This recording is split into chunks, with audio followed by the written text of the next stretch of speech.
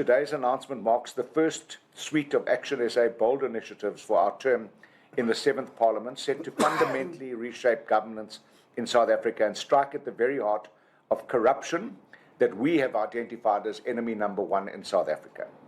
So the first one is Cabinet Reform Package.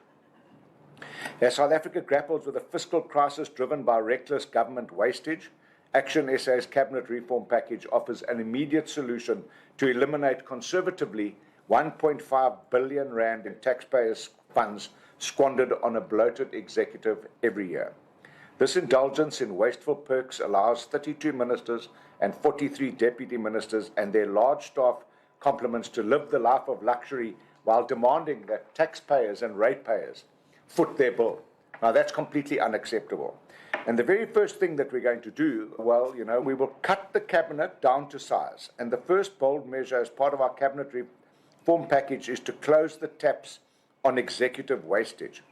ActionSA will be tabling a constitutional amendment not only to abolish deputy ministers, but in section 93 of the Constitution it says, the deputy president and ministers are responsible for the powers and functions of the executive, and members of cabinet are accountable collectively and individually to Parliament. They're accountable to Parliament.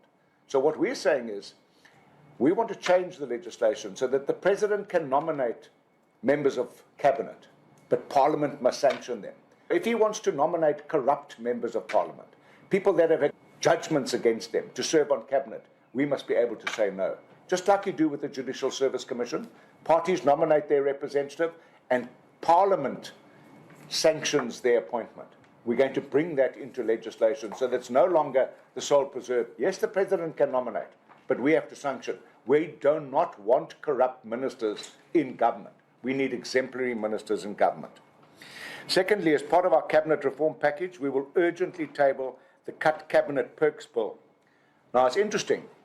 A member of the opposition in the last government brought a private member's bill in this regard. They've allowed it to lapse and become redundant because they are now part of government. We're going to resuscitate that legislation.